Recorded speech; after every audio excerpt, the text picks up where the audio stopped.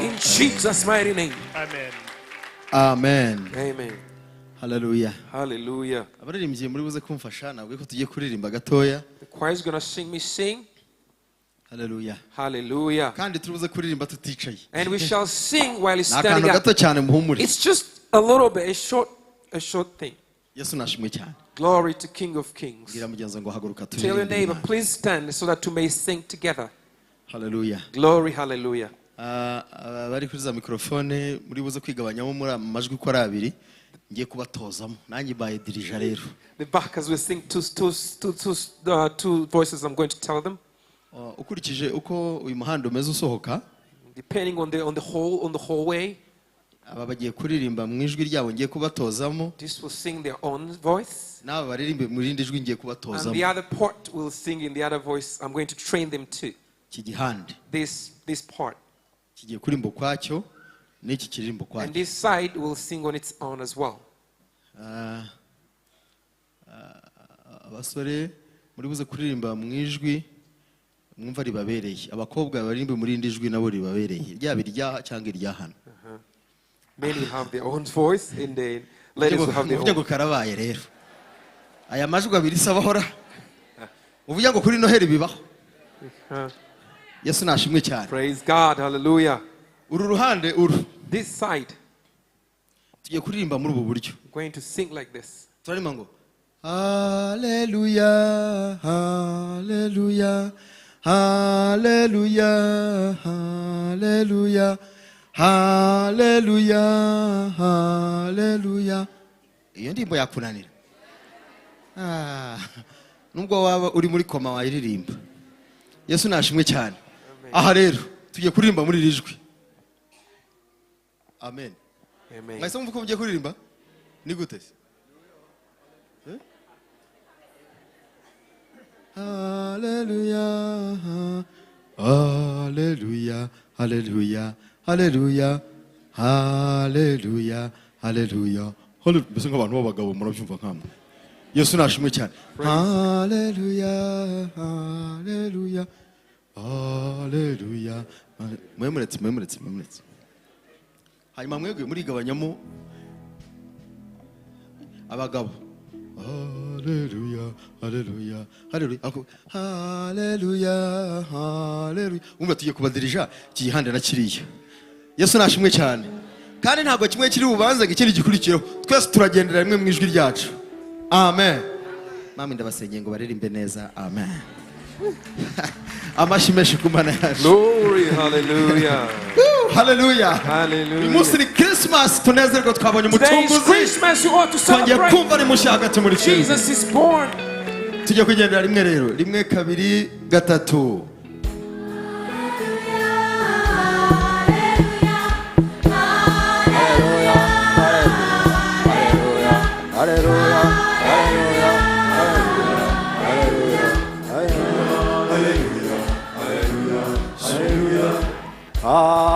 Oya harabamiza abandi. Haleluya. Babamize. Turabazamura. Cyangwa nuko abantu bagize abagabo mukumva nyine mugomba guceceka abantu kabaririmba. Turabazamura. Murabazamura? Cyane. Yego. Haleluya. Ariko reka nkubwire undebera umuntu utari kuririmba. Yesu nashimwe cyane. Umundira kara bitako wuru waheye. Tazi byabaye wuru wahe. Tap on their shoulders. Reka mbanze ndepetesha abantu bo ijwi ribyibushye. Ijwi riri hejuru namvise ari kumeye. Hallelujah, hallelujah, hallelujah, hallelujah, hallelujah, hallelujah cyane. Hallelujah, hallelujah, hallelujah, hallelujah, hallelujah, hallelujah, hallelujah, hallelujah, hallelujah.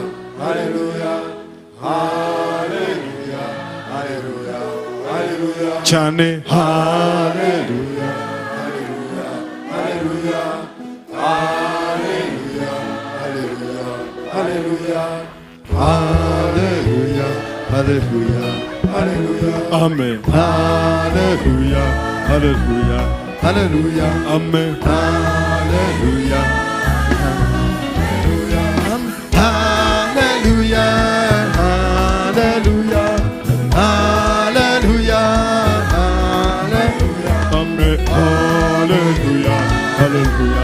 hallelujah, amen. Hallelujah, hallelujah, hallelujah, hallelujah,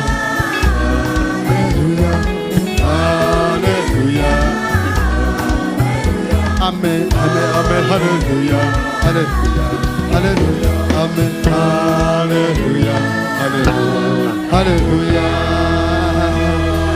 hallelujah. Imana ibahe mugende muruhuke baririmbye. God bless you. You may resume your seats. Nibutse ko biri gutogota ibyo kuri Noheli tudasanga byahoze kugira ngo duhimbaze umwami mu kurya no kunywa tuguwe neza. Amen. Nongeye kubifuriza Noheli nziza n'umwaka mushya muhire. Merry Christmas and Happy New Year to everybody.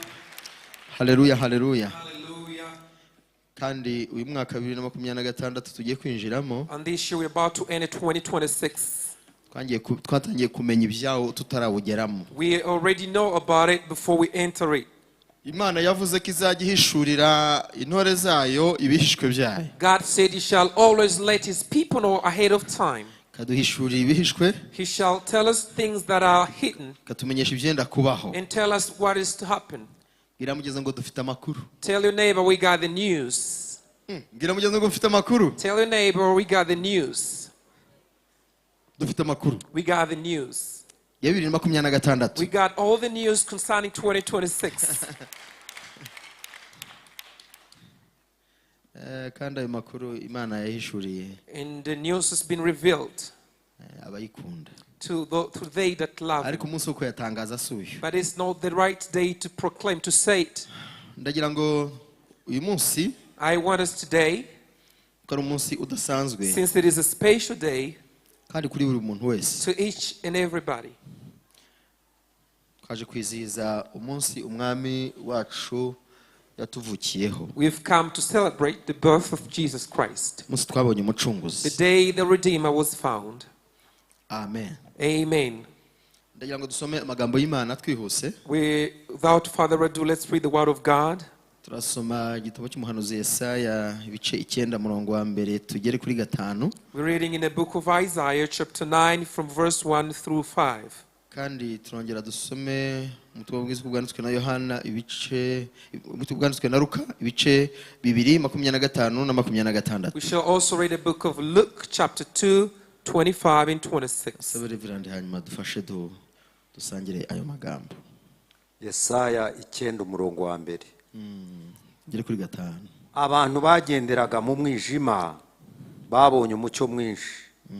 Abari batuye mu gihugu cy'igicucu cy'urupfu baviriwe n'umucyo. Wagwije ishyanga wabongereye ibyishimo, bishimira imbere yawe ibyishimo nk'ibyo mu isarura, nk'ibyo abantu bishima bagabanye iminyago, kuko umutwaro bamuhekeshaga n'ingegene bamukubitaga mu bitugu n'inkoni y'uwamutwazaga igitugu wabivunaguye nko kuri wa munsi w'Abamidiyani. Ibyuma abafite intwaro bari bifurebye mu ntambara byose n'imyenda igaraguye mu maraso bizaba ibyo gutwikwa be nk'inkwi zo mu muriro. Nuko umwana yatuvukiye, duhawe umwana w'umuhungu, ubutware buzaba ku bitugu bye, azitwa igitangaza, umujyanama, Imana ikomeye, Data wa twese uhoraho, umwami w'amahoro. Amen. Mu magambo magufi Reverend ndagira ngo dusomere imirongo 2 gusa yo muri ayo magambo dusomye, uwa mbere n'uwa 5. Reading the verse 2 in English and 6 in English. Abantu bagenderaga mu mwijima babonye umucyo mwinshi. Abari batuye mu gihugu Eka tubisome mu ndagi. Abantu bagenderaga mu mwijima barasiwe n'umucyo mwinshi. Abantu bagenderaga mu mwijima babonye umucyo mwinshi. Yego. Abari batuye mu gihugu cy'urupfu n'igicucu cy'urupfu baviriwe n'umucyo. Yego. Amen. Umurongo wa 5. Nuko umwana yatuvukiye, duhawe umwana w'umuhungu, ubutware buzaba ku bitugu bye, azitwa igitangaza, umujyanama, Imana ikomeye, Data wa twese uhoraho, umwami w'amahoro. Amen. Aha, dusome Yohana ibice 3:16 na 17. John, we're reading chapter 3, verse 16 and 17.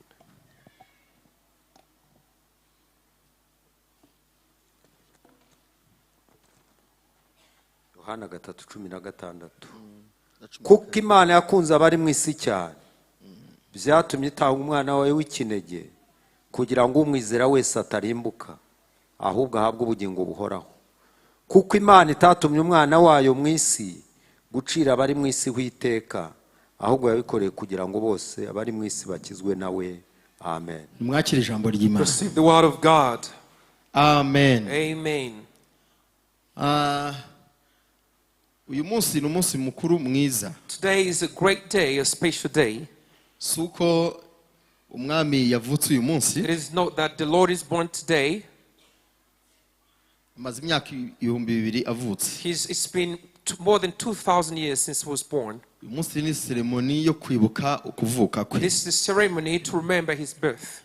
Kandi twibuka ko yaje hari cyaje gukora kandi yaragikoze koko. And remembering that he came for a purpose and he fulfilled the purpose that brought him to the world. Kandi yaranesheje ari no ku ngoma. And he conquered and now he reigneth. Tumukomera amashyi umwami w'amahoro. Glory, King of Kings. Dutangiye mu gitabo cy'ubuhanuzi Yesaya. We started in the book of Isaiah. Ahanura ukuza k'uyu mucunguzi ari we Yesu. When he prophesied the coming of Jesus Christ. Yabihanuye mbere y'imyaka igera kuri irenga ndetse 400. He prophesied this way ahead of time. Ariko uburyo yabivugaga abihabwa mu buryo bw'ubuhanuzi. But the way he could say it in a vision, yabihawe abibona nkuko abibona imbere ye. he could see it as if it was happening right there. Ndetse yabibonaga nk'ibibaye rwose. And he could see it as if it was materializing. Nkunda Imana yacu kivuga ibigiye kuza ikabivuga nk'ibibaye kandi I bikaba love koko. our God. He speaks of the future as if it's happening right now and it surely comes to pass. Nongere nkubwire ko Imana yacu yifitiye icyizere. And I'm telling you that our God is always certain. Iyo kubwiye ikintu ngo ngiye gukora gutya. When he tells you I'm about to do this, ibigiye kubikora nyine. he's going to do it. Natwe kubyakira nk'ababikorewe. We must receive it as if it has happened already. Nuko Yesaya In Isaiah, arahanura. he prophesied and said, Hallelujah. glory, hallelujah. Aravuga ngo dore abagenderaga mu mwijima barasiwe n'umucyo. He said the people walking in darkness have seen a great light. Abari mu munsi y'igicucu cy'urupfu barasiwe n'umucyo. And those living in the land of deep darkness, a light has dawned upon them. Bahawe ibyiringiro by'ubuzima. They have been given hope of life. Aravuga ati kandi ntabwo bipfuye kuboneka gusa. And he said, don't take it for granted. Aravuga ati dore duhawe umwana w'umuhungu. Look, a son is given unto us. Hallelujah. Glory, hallelujah. Umwana w'umuhungu dore aratuvukiye. For to us a child is born. Atuye kandi avutse adasanzwe. And is born in a unique way. Ubutware bwose buzaba ku bitugu And the bye. government will be upon his shoulders. Azitwa He igitangaza. will be called Wonderful, Umujyanama. a Wonderful Counselor, Imana ikomeye. Mighty God, Data wa twese. Everlasting Father, Umwami w'amahoro. Prince of Peace. Muvuge ngo umwami w'amahoro. Prince of Peace. Muvuge ngo umwami w'amahoro. Say Prince of Peace. Yesu yazanywe n'amahoro. Jesus came to bring peace. Arabihanura. And he prophesied that. Igihe kiragera. The time came. Ndakumenyesha ko ibi turimo duserebura I want to let you that what you're celebrating right ni now, ibyabaye. it is something that happened. Kandi biba bifite imbaraga. And it got a power. Kandi bisohoza umugambi w'Imana nk'uko And yabigambiriye. it fulfilled the plan of God as he purposed ahead of time. Niyo mpamvu rero uyu munsi wa none Which is why today ducelebrating umunsi wo kuvuga ku mucunguzi wacu. we greatly celebrate the birth of Christ Jesus. Yesu avuka When Jesus was born, ntabwo yivukiye ubwe. he wasn't born for himself. Ntabwo yivukiye ubwe. No way, he wasn't born for himself. Nk'umwana uvukiye kwa Yosefu na Mariya. Like a child born at Mary and Joseph. Nk'uvutse nk'abandi bana bose. Born ordinarily like everybody else. Uretse ibyahanuwe ataravuka. Except the prophecy that was prophesied before he was born. No mu kuvuka kwe yavutse ari igitangaza. Even his birth was spectacular. Yavutse mu buryo budasanzwe nk'abandi bana. He was born in a spectacular way. Ndetse mwibuke ko uburyo marayika yasanze Mariya akamubwira ngo dore ugiye gusama inda. And remember the way angel Gabriel came to Mary and said, look, you're going to conceive. Kandi uzabyaramo umwana w'umuhungu. And you shall give birth to a son. uzamwite Yesu. and name him Jesus. Avuga ngo bishoboka bite? And he said, how is this possible?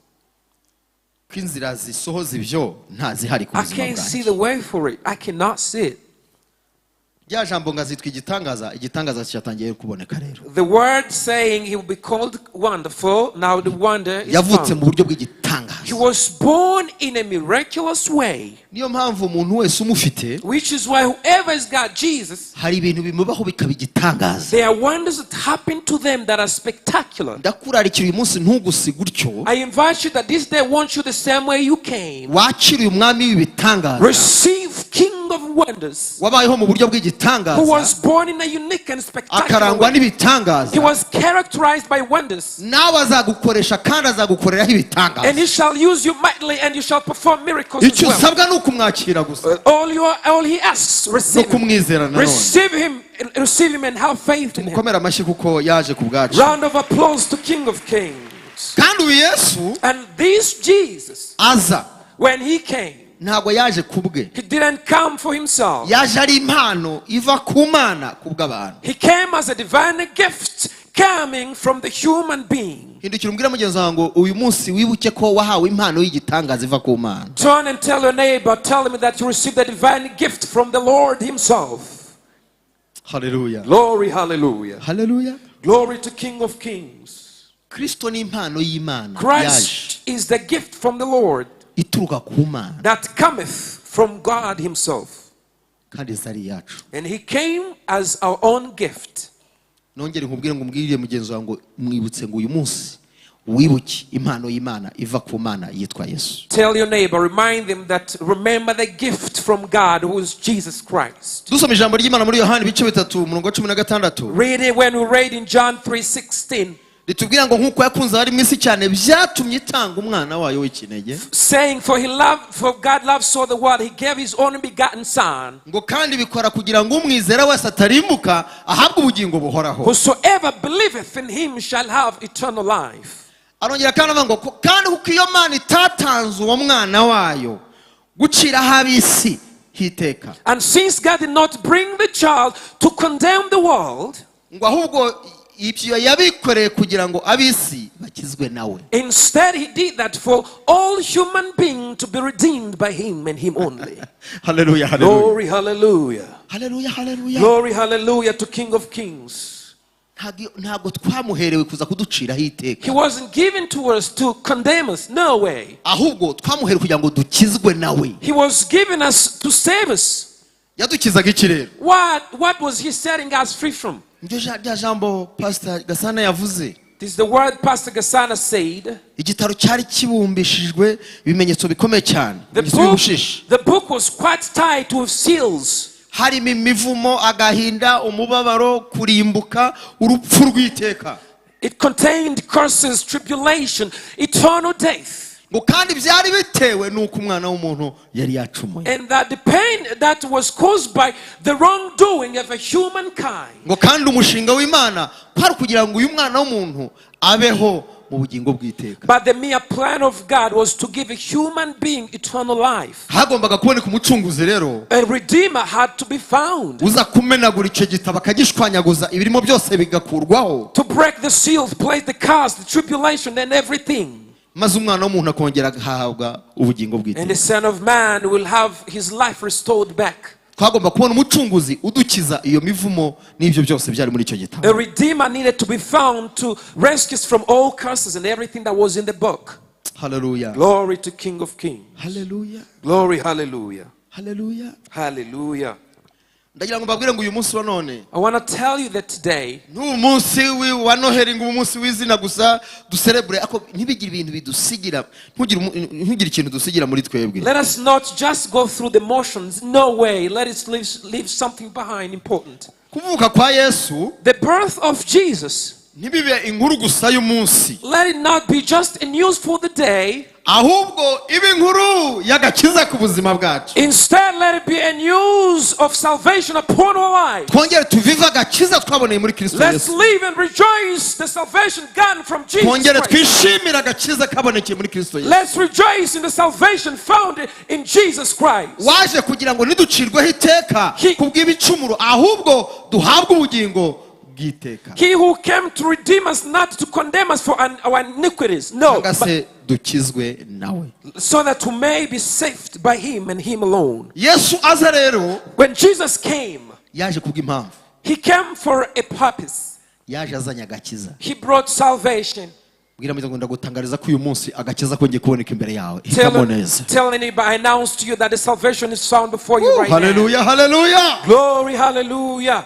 Kristo abereyeho kubw'agakiza twahawe, Christ is there for the salvation we've been given. kandi agakiza twaboneye muri Kristo Yesu And salvation found in Jesus Christ. benshi bajya bibagora bikanabacanga. Most people seem not to understand. ni agakiza k'ubugingo, It is salvation that gives eternal life kagakiza n'umubiri. and even saves the life. kuko mu gakiza Kristo yatuzaniye Because in the salvation brought by Jesus, harimo ibintu bigera nko kuri bine it contained 4 aspects. bibumbiye mu gakiza twaboneye muri Kristo Yesu. 4 things contained in the salvation found in Jesus Christ himself. yaje afite agakiza ko mu buryo bwa mbere The first thing, kudukiza icyaha, to redeem us, to save us from sins. cyari kituzaniye umuvumo wose wari wuzuye muri kiriya gitabo. The sin that brought the curse that was in the book. gukira icyaha, Being saved from sin. kudukiza imivumo izanwa n'icyaha. Set us free from the curses brought by the iniquity and sins.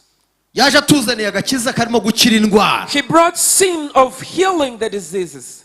gukira imivumo na karande, Healing of generational curses. ubuzima bubi twambikwa n'isi y'umwijima, The life bad life were given by the world. kadukiza n'intimba zo mu mitima bitewe n'iminsi mibi n'ibihe tunyuramo n'aho tunyura n'ibyo duhura nabyo. And it takes away the pain, the brokenheartedness in us because of what we go through. ibyo byose All that bikarangirira mu gakiza Kristo yatuzaniye. is finished in the salvation brought by Jesus Christ himself. uyu munsi niyongera kumvikana ku buzima bwawe, If Jesus comes to your life again today, uratandukana n'icyo cyose Kristo cyamuzanye kukirangiza ku buzima you bwawe. shall be set apart from the rest of the people because of Christ Jesus. dukomere Imana amashyi menshi cyane. Let's join our hands for King of Kings.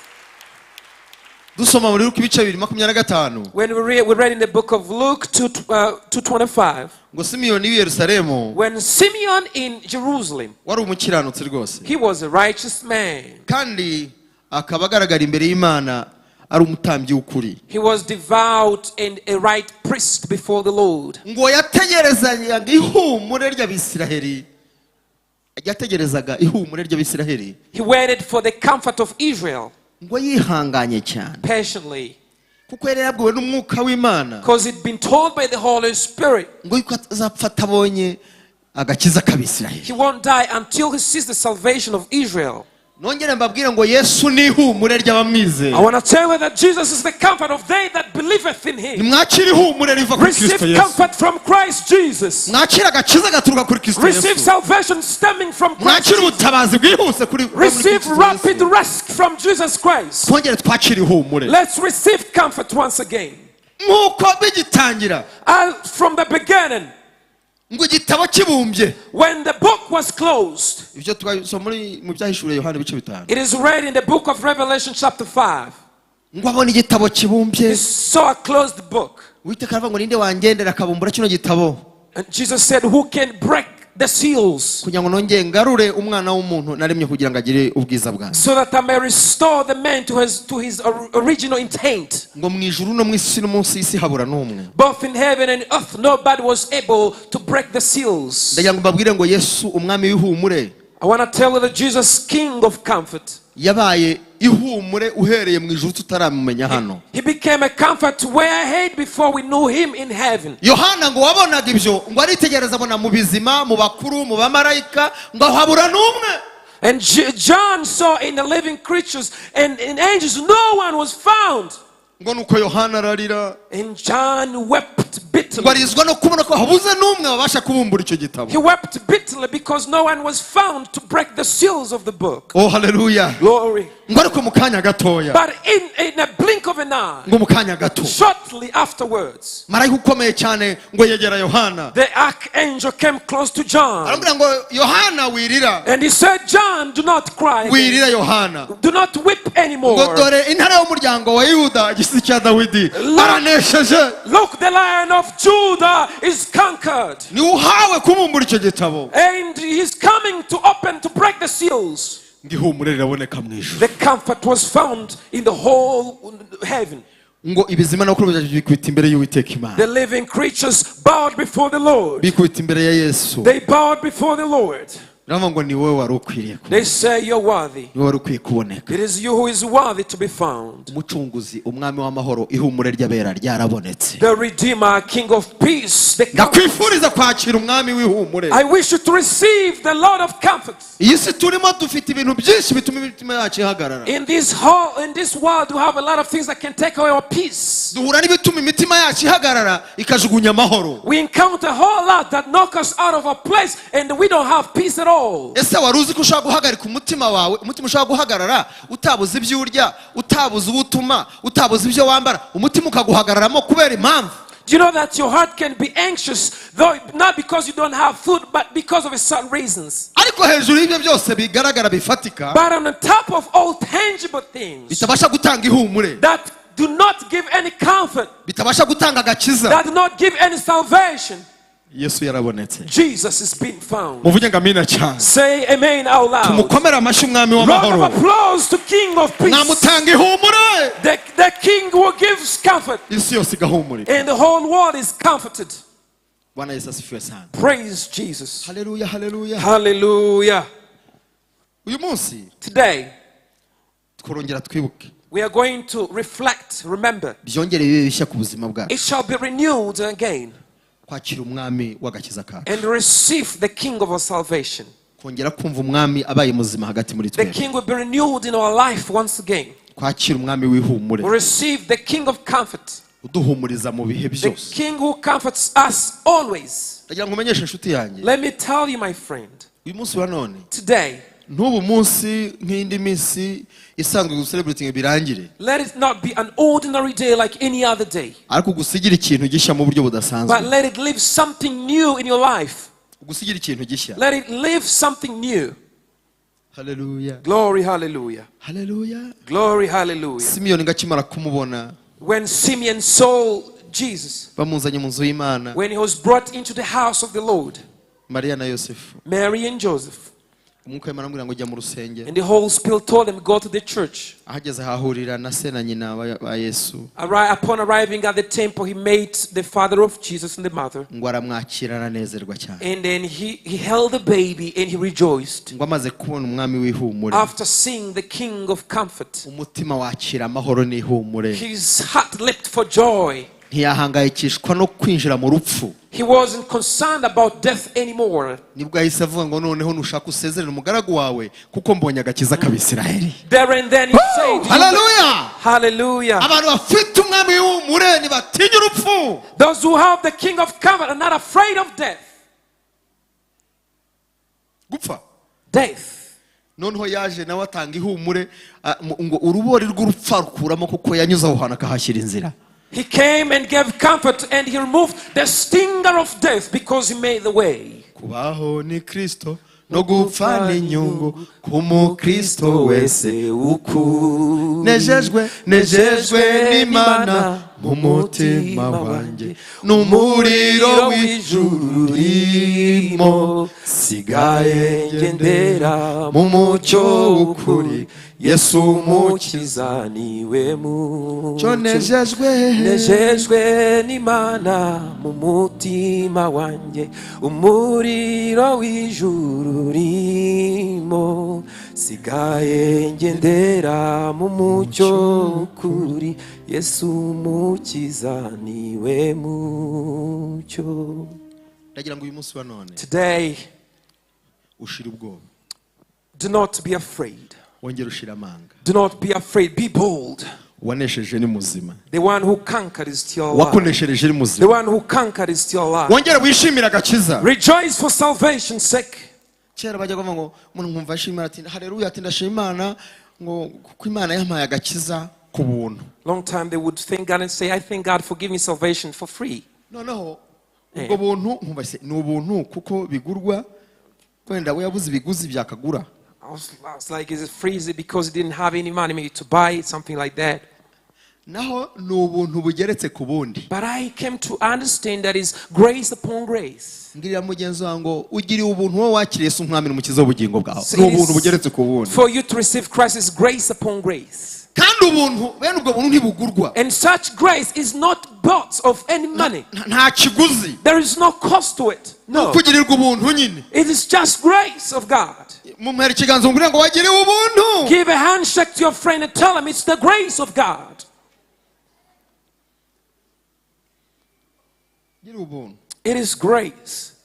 Kubwo buntu bwaziye ubuzima bwawe. The grace came for your life. Kandi ubwo buntu wagiriwe ni ubugukiza. And that grace is the one that sets you free, that saves you. Ni ubugushyira mu butsinzi kuzageza ku munsi w'impanda y'Imana cyangwa winjiye mu bwami bwa Data. It is the one that puts you in the victory until the trumpet is blown. Kandi ubwo buntu wahawe muri Kristo Yesu, And the grace you received in Christ Jesus, ni ubutuma utazajya mu rubanza rw'iteka. it is the one that will stop you from facing the judgment. Cyangwa se mu rubanza rugushyira mu buzima bubi bwo kurimbuka. It will not implicate you into the judgment seat. Uyu mwami twahawe, The king that was given it to us, yaje kugira ngo tugire ubugingo ndetse he bwinshi. came so that you may have life and life in abundance. Abamwakiriye They that received him, nta teka bazacirwa. they won't be condemned. Abamwakiriye mutere Those who haleluya. received him, hallelujah, Abagezwe ku bw'ubuntu mutere haleluya. hallelujah.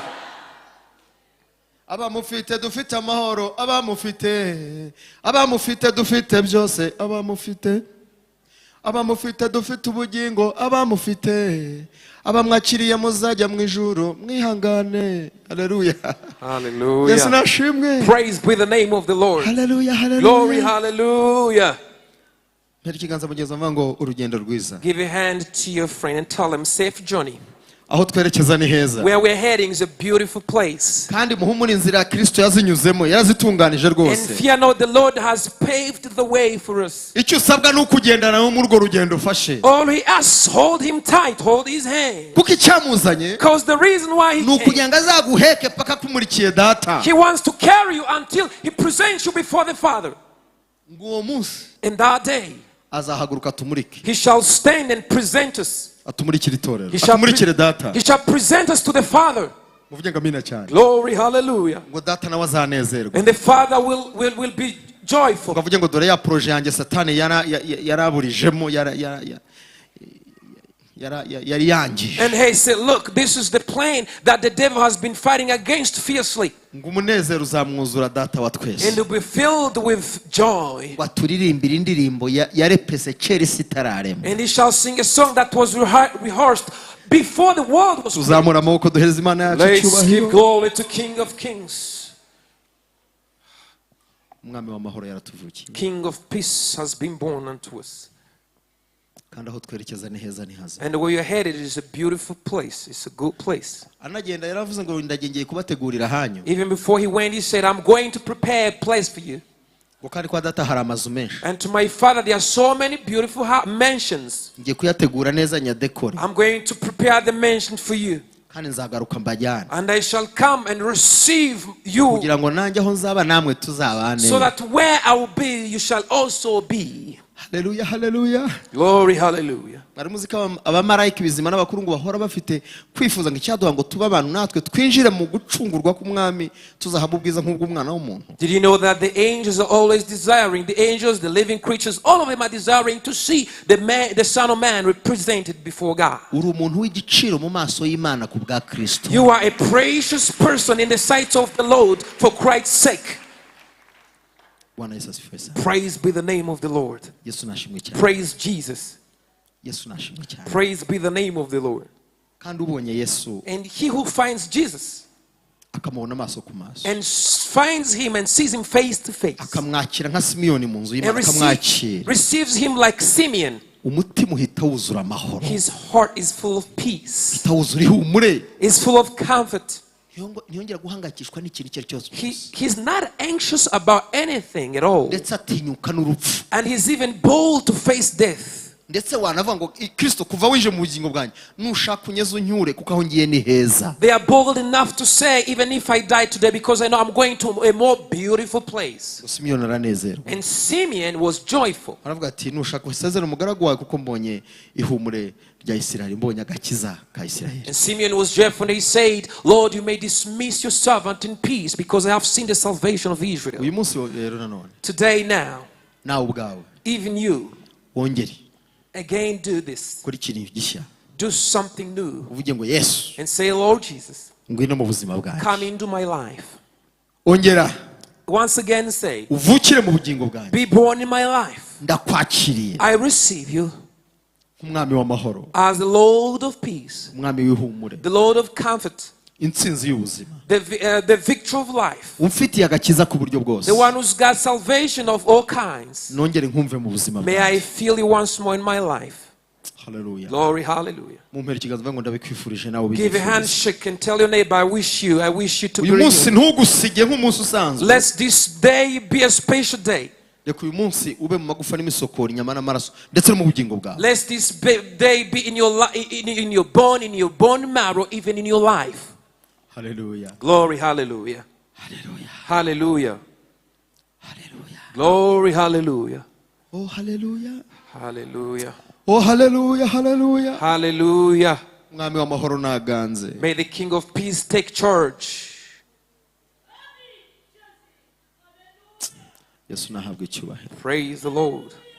shima Imana ko mu muhamagaro wanjye namubonye naramwiboneye amaso ku I maso. thank God that I have seen him in my calling. I saw him face to face. njya mabwira ngo nta muntu ugeze ambwiriza Yesu yaraje. I usually tell nobody preached to me. Jesus came to me. aransanga. He came to me personally. ndamwibonera amaso ku maso. I saw him face to face. kandi kuva mubonye ubuzima bwanjye bwatangiye guhinduka. From the time I saw him, my life was transformed. n'imibereho yanjye iratangirira hinduka. And my lifestyle was transformed as well. ntangira kumva ibyo ntumvaga. I started hearing things that I didn't used to hear before. ntangira kubona ibyo ntabonaga. I started seeing things that I couldn't see before. ndetse no mu minsi y'ubuzima bwanjye In the course of my life, nagiye mbona favor y'Imana ku buzima I've bwanjye. seen the favor of God upon my life. kugeza no kuri uyu munsi mpagaze hano. Till now, I'm standing right here. n'aha hantu mpagaze n'ibi bintu turimo. Even this place I'm standing at and things we're doing here. uwo waje nkamwibonera yari yavuganye nanjye ibi abinyereka uku nyine. The one who came to me had revealed this to me ahead of time. nawe uyu munsi I akwiyerekeye. pray that you shall uyu munsi umubone. I pray that you shall reveal uyu yourself. munsi agusange. I pray that you shall come. uyu munsi agusure. I pray that you shall visit you. ntugendere mu kigari cy'umunsi. Don't you join the crowd. ahubwo yakwiyereke mu buryo bugaragara buri live. I pray that he reveals himself to your life. atangire guhindura ubuzima. May he transform your life now. ahindura intekerezo. May he change your mindset. avugane May nawe. he speak to you. agendane May he nawe. walk with you. ugire ibyo wumva. May you hear something different. ugire ibyo ubona. May you have revelation. ugire n'ibyo ukorerwa ku And bwe. may you have different things Hera happen. Praise haleluya. the victorious hallelujah. nshuti Yesu ntabwo ari uw'amagambo. Jesus is not of mere words. No. ubwami si ubw'amagambo. The kingdom is not of mere words. n'ubw'ibikorwa. It is of actions, acts. n'ubw'imirimo. It is of works and great works. vuga ngo amina cyane. Say amen out loud. ntabwo tuvuga Yesu udakora. We are not speaking of inactive ntabwo ari Jesus. Yesu udakora. We are speaking of active Jesus. ni Yesu ukora. It is Jesus who is ni active. Yesu ukiza. It is Jesus who heals. ni Yesu ubohora. It is Jesus who set free. ni Yesu uhindura It is amateka. Jesus who changed history. ni Yesu ugira icyo arema akagikomeza. It is He who creates something ni new. Yesu ukura umuntu ahantu akamushyira ahandi. It is somebody who changes history. akira Yesu umwami w'amahoro. Receive Christ, King of akira Kings. Yesu uhindura amateka. Receive King of Peace who changes kandi history. nubyizera utyo And if you believe it, urabona intsinzi mu you shall see victory. mukomera amashyi umwami Mighty w'amahoro. hands clap to King of Kings. ntabwo turi buvuge byinshi. We are not going to say a lot genda of things. nashoje rwose. I'm coming to the end. mbaraza umwami w'amahoro. I give you the King nimwakire of umwami Peace. w'amahoro. Receive ye the King of Peace. ubwami bwose buri munsi ye. Every kingdom is under his feet. Ni umwami w'amahoro. He's the Prince of Peace. Yitwa igitangaza. He's called Wonderful. Yitwa Emmanuel. He's called Emmanuel. Imana iri kumwe natwe. God with man. Wigendane. Go with him. Umugendane. Walk with him. Umukorane. Walk with him. Umuryamane. Sleep with him. Umubyukane. Wake up with him. Ibyo ugiyemo byose. Whatever you do, wumve kuri kumwe nawe. feel that you got Ntawe Jesus. ntazagusiga. He won't forsake you. Ntazaguhana. He won't abandon you. Azakurengera. He shall protect you. He Azakurwanirira. shall fight for you. Azagukiza. He shall save you. Agakiza ku buryo bwose. He shall save you in all Azakiza manners. ubuzima. He shall save your life. Azakiza n'ubugingo. And he shall save your eternal Mukomere life. amashyi umwami Mighty wacu. hands clap to King of Kings. Niwe. Is he? Niwe. It is he. Arihagije. He is enough all by himself. Kandi arashoboye. He is enough all by himself. Niyo mpamvu twaririmbye aka karirimbo. That's why we sang this song. Turavuga ngo uwo mwami ni mwiza, yitwa igitangaza, yitwa umuziranenge. Emmanuel, Imana iri kumwe na twari hehewe. Ari mu mutima. Yengwa ari hehewe.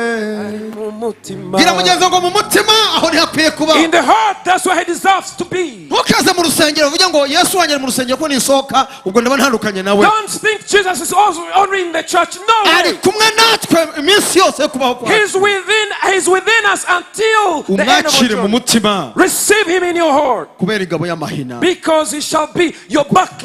Kubera byose muri byose. He shall be your shield and buckler. Ujye ugenda uvugana nawe. And go speak with him. Ugenda ugirana ikiganiro nawe. Have a heart-to-heart conversation with Mu him. makoni uri kumwe nawe. In the corners you're with him. Ahamanuka uri kumwe nawe. In the sloping place you're with him. Ahanyerera uri kumwe nawe.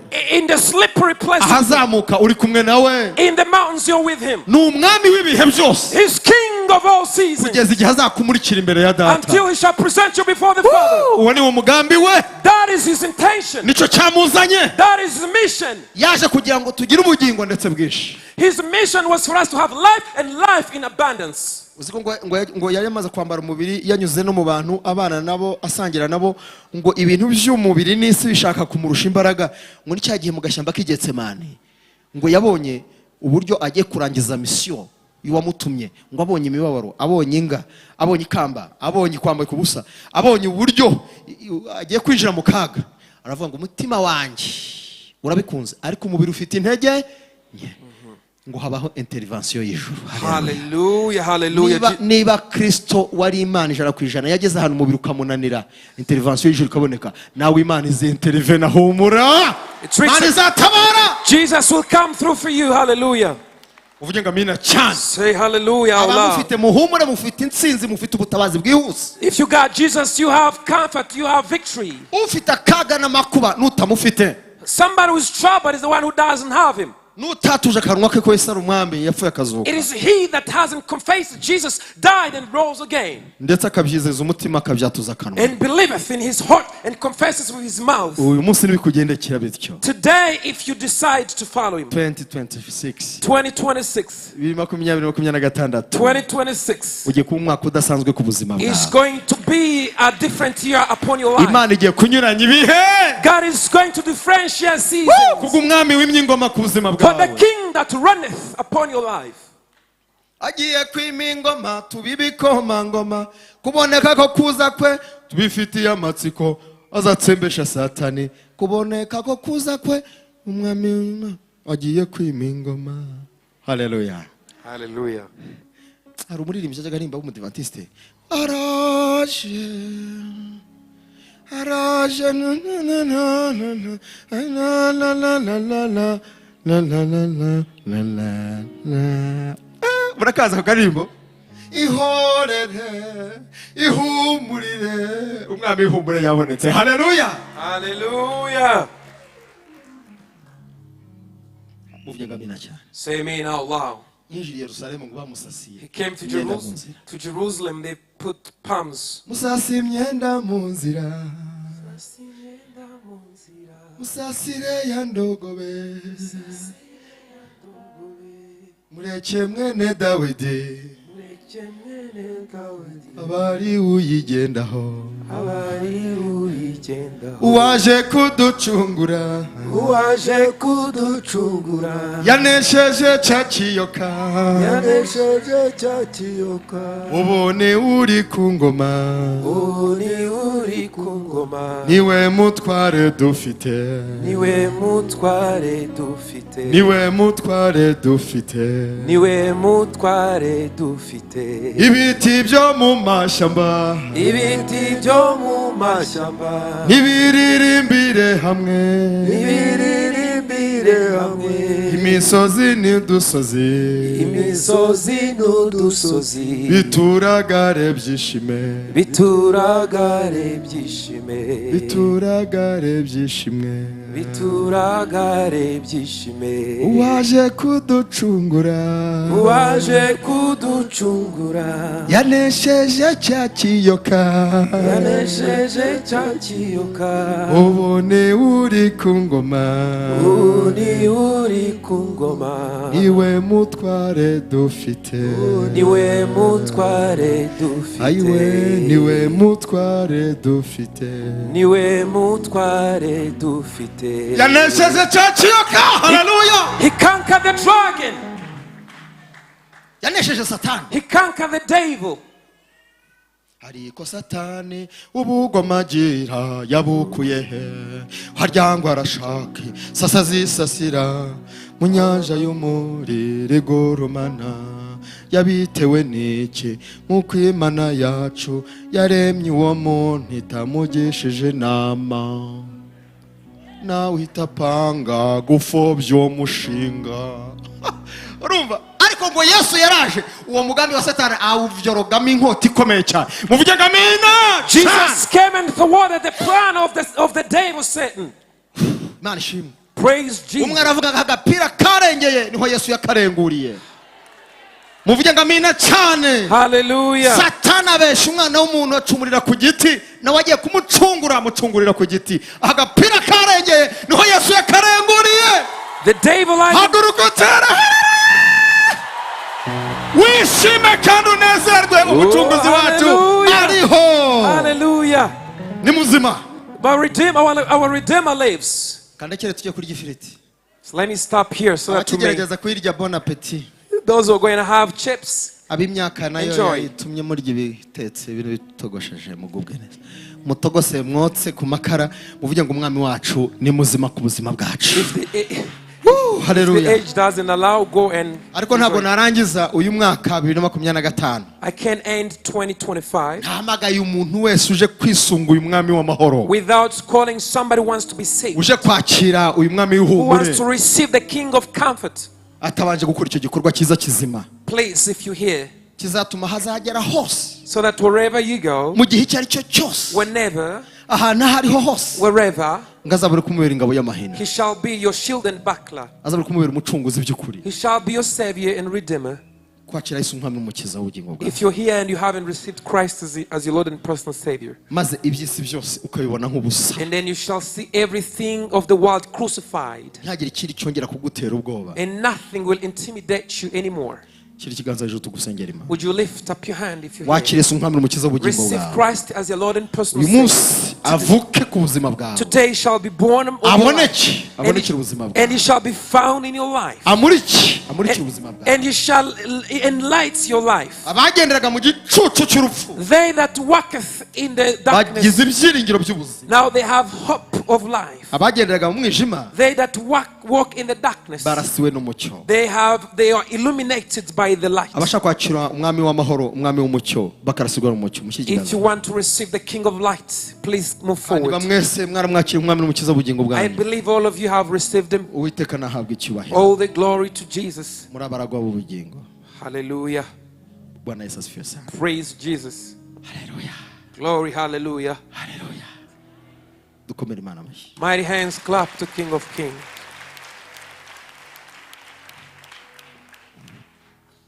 Haleluya. Hallelujah.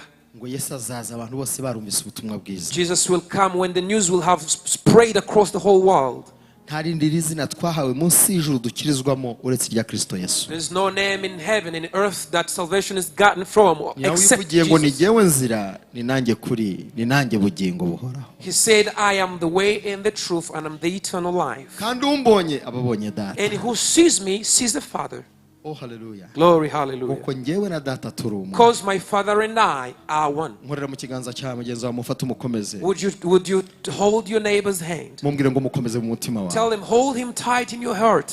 Hold him tight. mugumane cyane. Hold him tight. Hold tight. niwe mwami w'amahoro. He's the King of peace. niwe mwami w'ihumure. He's the Prince of comfort. naguhumurize mu bihe May he byose. comfort you in all times and seasons. nagukomeze mu by'uru rugendo. May he give you comfort along the journey. hallelujah hallelujah. Glory, hallelujah. kandi akwitayeho umwe akwitayeho. And he cares for you. Tell kandi him he cares for you. 2026 2026. 2026. witegura umwaka udasanzwe. Get ready for a different year. agiye gukora ibidasanzwe. He's about to do different things. kuko ibyiringiro byacu ariko bitubwira. For our hope, dufite umwami w'ibitangaza. we have a King full of wonders. azadukorera He ibitangaza. shall perform wonders and miracles. azadukoresha n'ibitangaza. And he shall make us perform wonders and tumukomere miracles. amashyi umwami Mighty hands w'amahoro. clap to King of Kings. muhaguruke dusenge Would Imana. you please stand and let us pray? haguruka dusenge Imana. Shall we pray now? oh hallelujah. Glory, hallelujah. hallelujah hallelujah. Hallelujah. oh hallelujah. Hallelujah. oh hallelujah hallelujah. Glory, hallelujah. oh hallelujah. reka twongere turimba akaririmbo kavuga ngo isi yose nihimbaza umwana w'Imana umwana w'Imana ahimbazwe. hallelujah. abaririmbyi nk'abangahe baze hano gato bakazi. Wong isi yose nihimbaza umwana w'Imana umwana w'Imana ahimbazwe. hallelujah. isi yose nihimbaza umwana w'Imana umwana w'Imana. haleluya. wonga amahanga yose nabimenye abivuge umwana w'Imana ahimbazwe. hallelujah.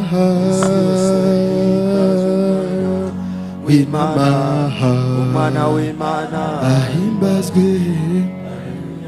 yenga itorero ryose nibivuge ribihamye umwana w'Imana ahimbazwe. hallelujah. isi yose nihimbaza umwana botana sikamondra iliveni umwana w'Imana. yenga isi yose nihimbaza umwana w'Imana umwana w'Imana ahimbazwe. hallelujah. isi yose nihimbaza umwana. zamura amaboko yawe nshuti yanjye. gira gutya ngirira gutya. umwana w'Imana ahimbazwe. hallelujah.